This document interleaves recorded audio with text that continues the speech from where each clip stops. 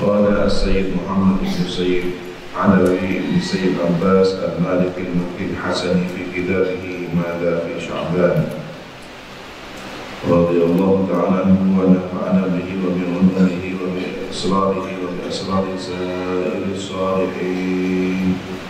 اللهم افتح لنا فتوح العارفين، اللهم انفعنا بما علمتنا وعلمنا الذي ينفعنا وزدنا علما والحمد لله على كل حال.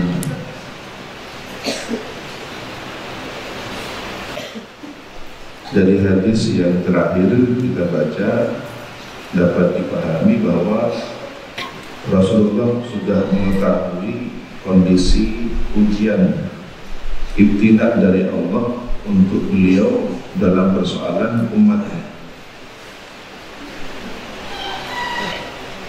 Tetapi beliau sangat bahagia bersyukur karena ada satu solusi, bahwa siapa yang bersolawat kepada Nabi, Allah akan mencatat 10 kebaikan, Allah akan menghapus 10 kesalahan.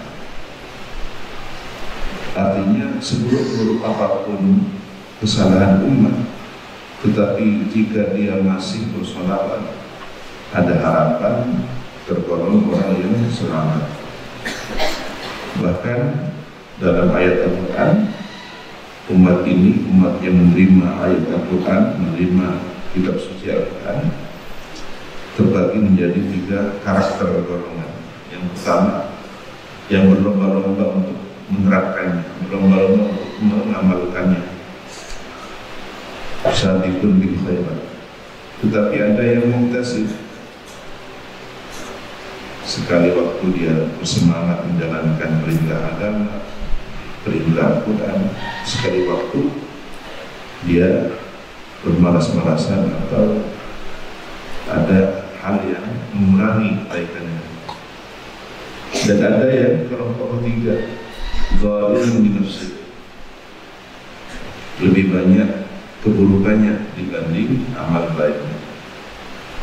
Tetapi Nabi sudah mempersiapkan satu doa pamungkas, syafaat al-kubra, syafaat ummah, dan beberapa syafaat lainnya yang memang Nabi sudah memprediksi, mengetahui bahwa syafaati di akhir kabair min umat, syafaatku aku persiapkan untuk pelaku dosa besar dari umat. Jadi nikmat manakah yang lebih besar daripada nikmat syafaat, nikmat menjadi umat Nabi Muhammad SAW. Kata kuncinya sudah cukup beriman pada Nabi Muhammad, jangan keluar dari wilayah iman ini, harus berada dalam wilayah umat yang merespon dakwah Nabi, yang menerima dakwah ajakan beliau, bukan umat yang masih perlu didakwahi lagi, bukan umat dakwah, tapi kita menjadi umat yang menyatakan persaksian asyhadu an la ilaha illallah wa asyhadu anna muhammadar rasulullah, yang menyatakan raditu billahi rabba wa bil islami dina wa bi muhammadin nabiyyan wa rasulullah. Selama di dalam diri kita ada syahadat, ada la ilaha illallah muhammadur rasulullah, maka masih ada kesempatan untuk meraih keuntungan, keselamatan dunia akhirat. Yang kelima, man shalla 'ala nabi sallallahu alaihi wasallam kana lahu dzalika adla 'ashri riqab a'taqaha liwajhillahi ta'ala. Siapa yang bersolawat atas Nabi sallallahu alaihi wasallam, karena ada apa? Karena lahu bagi orang yang bersolawat itu kemana? Dzalika apa bacaan solawatnya? Adl ashri, sebanding 10 ribab budak, 10 orang budak aqaqah yang memerdekakan siapa kepada Asyura ribab, 10 budak itu liwajhillahi ta'ala, karena mengharap ridha Allah Ta'ala.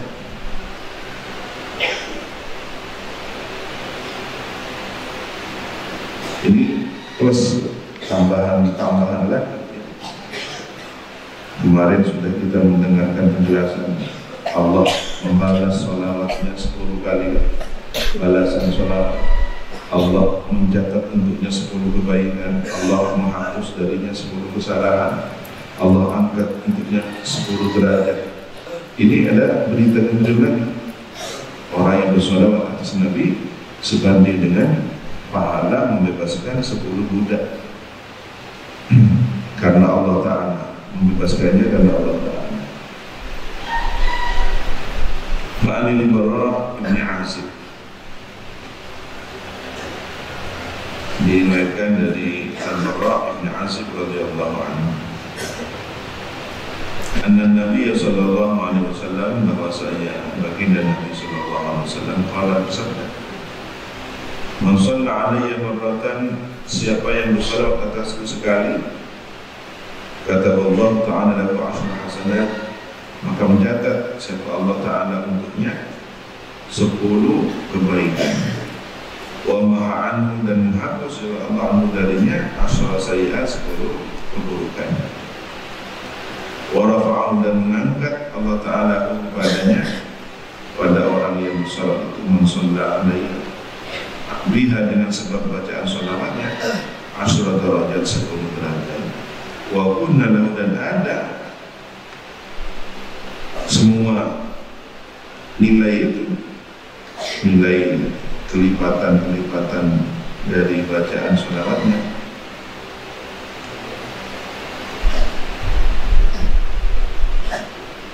lahu bagi orang man shalla, bagi orang yang membacakan sholawat, adra asyurah, sebanding dengan 10 budak yang dimerdekakan.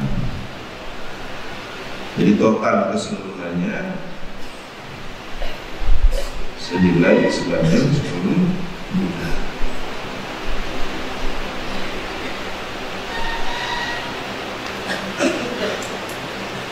Dalam bahasa yang lain, orang bersolawat ini berarti dia melakukan pembebasan umat manusia, pembebasan perbudakan di dunia.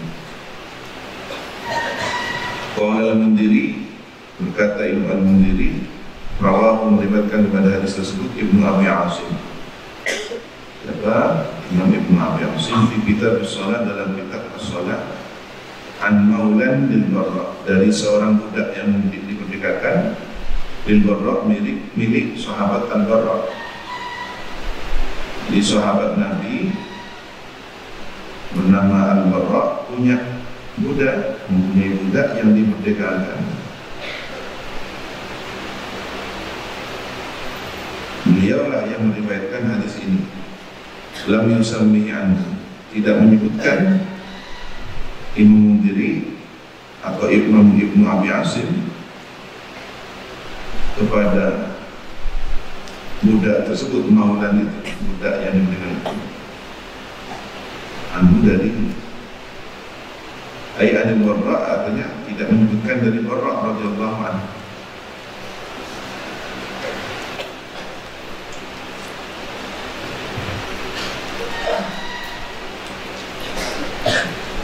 Ada kronologi berarti tentang riwayat hadis tersebut, bahwa seorang sahabat pernah memiliki budak yang dimerdekakan. Termotivasi, jadi nilai sholawat itu senilai dengan 10 budak yang dimerdekakan.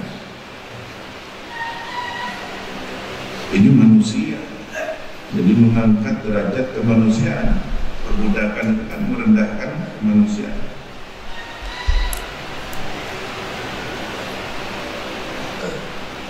Maka dengan bersholawat ada nilai-nilai kemanusiaan, ada nilai-nilai mengangkat derajat hak asasi manusia. Yang keenam, innaha sababun fi maghfiratil dzunub. Sesungguhnya sholawat itu adalah sebab dalam memperoleh ampunan dosa. Wa dzalika ala hasab imanil mu'min wa hubbihi wa ikhlasihi fi sholati ala nabi sallallahu alaihi wasallam. Dan yang demikian itu sebab terampuninya dosa itu menurut keimanan seorang mukmin dan kecintaannya serta keikhlasannya di dalam bersolawat kepada Nabi sallallahu alaihi wasallam.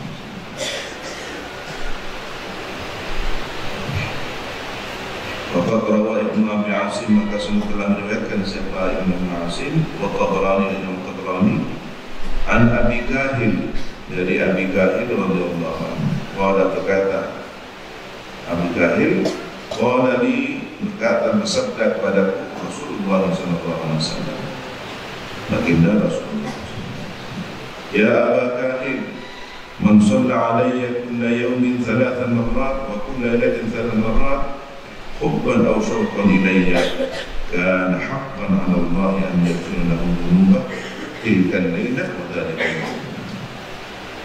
Wahai Aba Kahil, siapa yang bersolawat atasku setiap hari 3 kali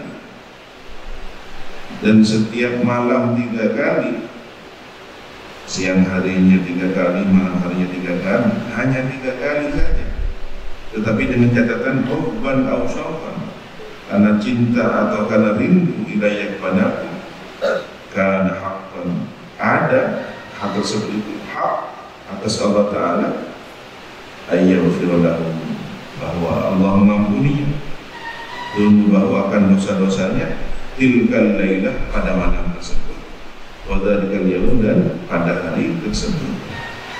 Subhanallah.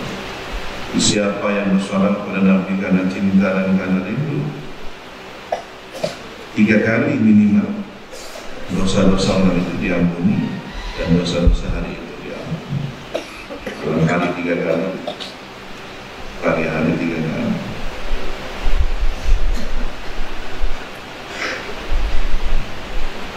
Disinilah sikap kita harus penuh rahmah. Jika ada orang yang masih bergelimang dosa, penampilannya tidak menunjukkan tampilan orang yang masih penuh perilaku tidak baik, perilaku buruk, jauh dari kesantunan kesopanan, tetapi masih mau bersolawat, dan apalagi dia setiap kali bersolawat menetes air matanya penuh dengan penyesalan, rindu akan syafaat Nabi, husnuzon bahwa orang itu masih ada harapan baik. Waqad awradahu al-Mundhiri bi sifati ru'ya, dan sungguh telah mendatangkan riwayat hadis tersebut siapa al-Mundhiri dengan redaksi kata ru'ya, diriwayatkan, berarti ada sesuatu yang lemah pada sanad riwayatnya. Wa dzakarahu fi Jala'il Afham, dan menyebutkan siapa Imam Al-Mundhiri kepada hadis tersebut di dalam kitab Jala'il Afham bisnadi, dengan menyertakan sanadnya. Yang ketujuh, as-salatu ala Nabi sallallahu alaihi wasallam tastaghfiru sahibiha wa tu'anisu fi qabri. Ini yang luar biasa ya. Saya baru mendalami makna hadis ini. Jadi sholawat atas Nabi sallallahu alaihi wasallam, sholawat tersebut memintakan ampun bagi pemiliknya, bagi orang yang membacanya. Jadi sholawatnya itu berperan untuk memohonkan ampun. Jadi kan seakan sholawat itu sosok manusia atau sosok wujud yang berperan bisa memohonkan ampun. Waktu anisu, dan menenangkannya fi qabrihi, di kuburnya. Kita mendengar bahwa amal soleh lah yang akan menjadi teman sejati kita di kubur. Nah, ini termasuk sholawat kita akan menjadi teman kita nanti di alam kubur. Faqad rawiya, maka sungguh telah diriwayatkan an Sayyidah Aisyah dari Ummul Mukminin Sayyidah Aisyah radhiyallahu anha.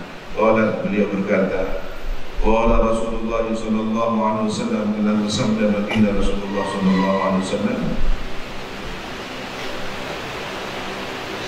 ma min 'abdin shalla 'alayya salatan, tidaklah seorang hamba bersolawat atasku sekali solawat, illa melainkan kharaja biha, keluar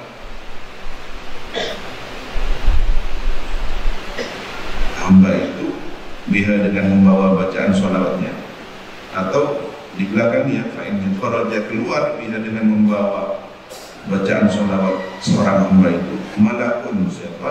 Seorang malaikat, ada petugasnya ya. Petugas malaikat membawa bacaan solawat orang tersebut, hatta yaji'a biha, sehingga dia datang membawa bacaan solawat tersebut wajhar rahman azza wa jalla, menghadap Allah ar-Rahman azza wa jalla. Jadi dilaporkan membawa amal salawatnya seseorang dihadapkan pada Allah. Fayaqulu rabbuna, kemudian berfirman Tuhan kita tabaraka wa ta'ala, maha suci lagi maha luhur, idhabu biha, pergilah kalian para malaikat biha dengan membawa bacaan salawat tersebut, ila qabri 'abdi, kepada kuburan hamba, tastaghfiru sahibiha, yang membacakan istighfar salawat itu li sahibiha, kepada pemiliknya. Bayangkan jika amal soleh kita berubah untuk menjadi cahaya, ada seberkas cahaya bergerak-gerak, kemudian himpunan cahaya ini dihaturkan oleh malaikat pada Rabbul Alamin. Bayangkan ada cahaya dihaturkan, ini adalah cahaya amal soleh, cahaya bacaan sholawat si fulan, dan sholawat ini beristighfar, memohonkan ampun untuk pemiliknya. Astaghfirullah li fulan, astaghfirullah li fulan, dari cahaya sholawat. Begitu dihaturkan kepada Rabbul Alamin, perintahnya bagaimana? Idhabu biha, pergi bawa sholawat ini yang membacakan istighfar kepada pemiliknya, bawa ke kuburan hamba sefulan itu. Berarti selama di dunia terhimpun bacaan sholawat terus dihaturkan oleh Rabbul Alamin. Begitu nanti pemilik sholawat tadi meninggal dunia, oleh Allah Subhanahu wa ta'ala diperintahkan malaikat petugas membawa sholat ini, bawa bacaan sholawatnya itu, bawa kuburan pemiliknya. Wa tabirru biha ain, dan menjadi tenang dengan sebab bacaan sholawat itu, dengan sholawat itu ain, matanya menjadi penyejuknya, penyejuk matanya, menenangkannya di alam kuburnya.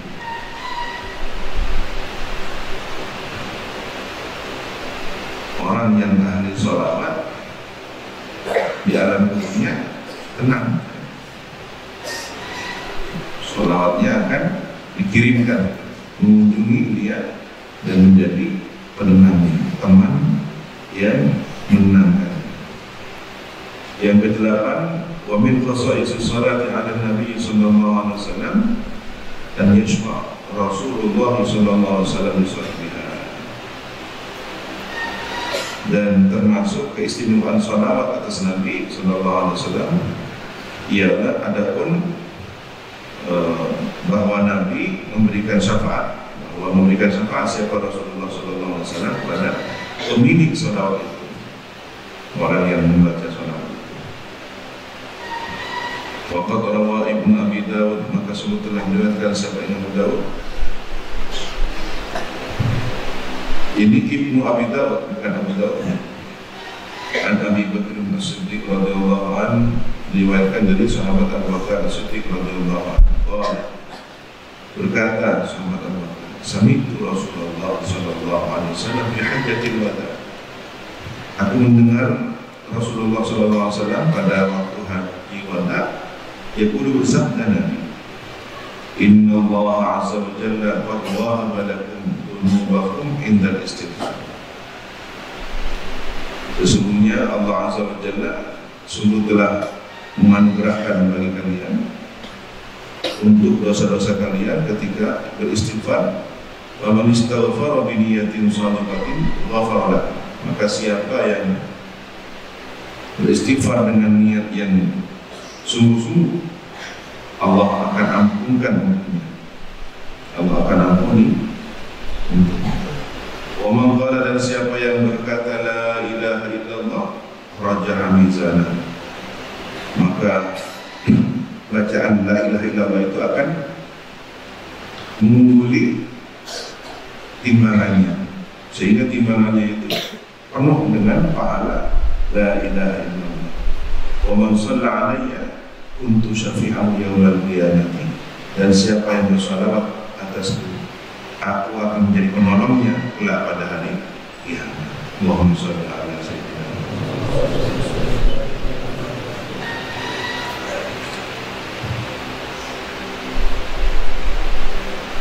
Wa min fadli sholati ala nabi sallallahu alaihi wasallam, wallahu subhanahu wa ta'ala Rabbi zidni min rabbi zidni min rabbi.